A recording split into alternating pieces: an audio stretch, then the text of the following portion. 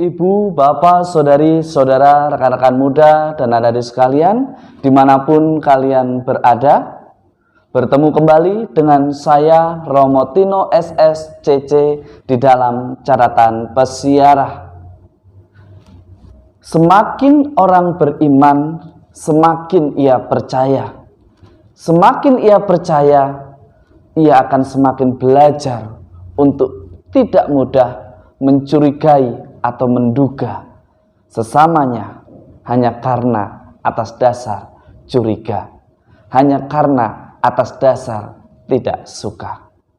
Sebelum kita mendengarkan permenungan dari catatan pesiarah, marilah kita membuat tanda kemenangan Kristus. Dalam nama Bapa dan Putera dan Roh Kudus. Amin. Allah Bapa, Pencipta dan Penyelamat, Engkau telah memulihkan kami dengan perayaan Paskah. Bimbinglah kami dengan rahmat surgawi, agar kami memperoleh kebebasan sejati, yakni bergembira di dunia dan bersukacita di surga. Ajarilah kami dan bantulah kami untuk selalu menyayangi-Mu yang kami wujudkan menyayangi sesama kami di dalam persiaran hidup kami. Demi Kristus pengantara kami. Amin. Ibu, bapak, saudari, saudara, rekan-rekan muda, dan adik-adik sekalian yang terkasih, pandemi COVID-19 seringkali membuat kita enggan atau bahkan takut untuk berdekatan dengan teman-teman kita. Bahkan kadang kita mencurigai atau bahkan lebih kejam, kita menuduh pembawa virus sesama kita ini. Petrus di dalam Kisah Para Rasul mengingatkan kepada kita untuk bertobat. Kita sudah dibaptis dalam nama Bapa, Putra, dan Roh Kudus. Di dalam persatuan kasih hendaknya iman kita bertumbuh. Di dalam semangat kasih hendaknya iman kita berkembang. Dan hendaknya kasih menjadi dasar di setiap tugas tanggung jawab yang kita lakukan di dalam hidup kita. Maka Petrus mengajak kita semua melalui kitab Kisah Para Rasul ini. Bertobatlah, belajarlah untuk mengenali kasih Allah yang sesungguhnya. Kasih Allah tidak semu, kasih Allah itu begitu nyata.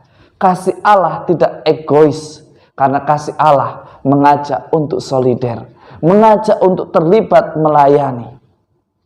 Namun yang terjadi kita seperti Maria Magdalena yang kurang beriman. Kadang kita dengan mudah menuduh ketika sesuatu hilang dari apa yang kita miliki, dari pandangan mata kita. Lalu kita menuduh, pasti kamu yang mengambil, pasti ada orang yang mencuri. Bahkan kita menjadi ekstrim dan bahkan menjadi rasis. Di luar agama saya itu munafik, di luar agama saya itu haram. Hal seperti itu sama sekali tidak dibenarkan.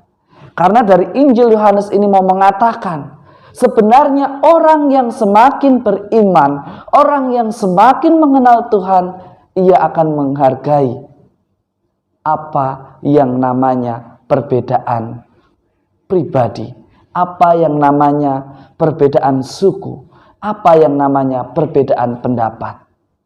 Orang yang beriman justru akan berdiri tegak di dalam kebenaran.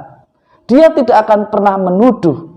Ia justru mencari kebenaran itu tanpa harus mengkafirkan yang lain, tanpa harus mengatakan orang lain munafik, tanpa harus mengatakan orang lain tidak bertuhan.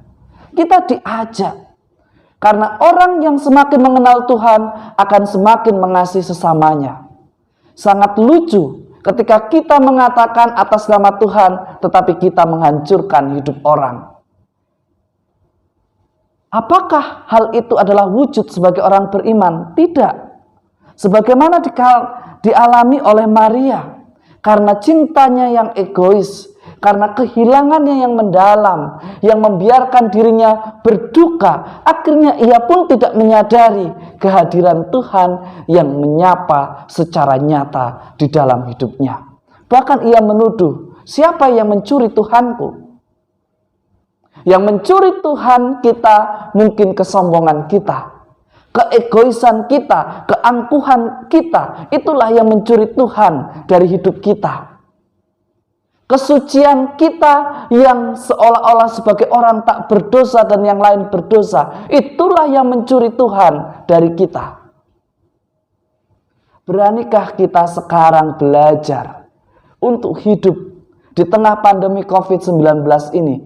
Bukan menaruh rasa curiga, tetapi menyapa, menghadirkan kasih Tuhan, mungkin dari video call, memberikan semangat, karena mereka yang tertimpa positif COVID-19 sangat jatuh mentalnya. Bahkan kadang masih ada beberapa orang yang sakit parah bukan karena positif COVID-19-nya, tetapi karena mentalnya yang dibiarkan jatuh. Kebangkitan Paskah mengajak kita untuk bermenung.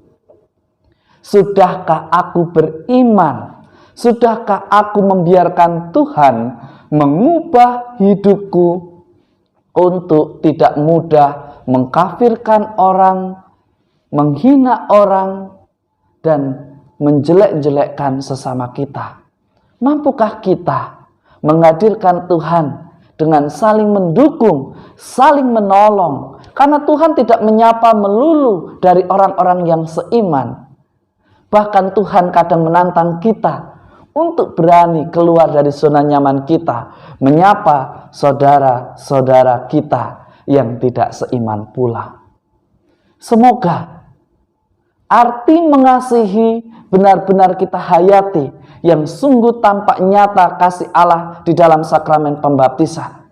Semoga pembaptisan bukan hanya sekedar kita masuk pada pintu keselamatan, tetapi membawa keselamatan dan menghadirkan keselamatan di dalam karya dan pelayanan hidup kita, sehingga kita benar-benar mampu menjadi berkat bagi sesama.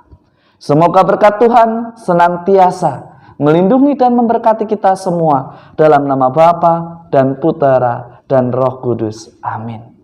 Ibu, bapak, saudari, saudara, rekan-rekan muda dan adik-adik sekalian yang terkasih, semakin mengenal Tuhan, kita mestinya semakin menghargai perbedaan, semakin menghargai keunikan dari masing-masing pribadi. Tidak perlu kita menjadi hakim, karena di dalam kasih, di dalam kebenaran selalu ada Tuhan. Beranikah kita selalu bertumbuh berkembang di dalam iman dan menghadirkan Tuhan tanpa harus menuduh orang lain sebagai pencuri. Karena kadang yang mencuri Tuhan dari hidup kita adalah keangkuhan kita, kesombongan kita, kebohongan kita, dan kemunafikan kita. Selamat beraktivitas.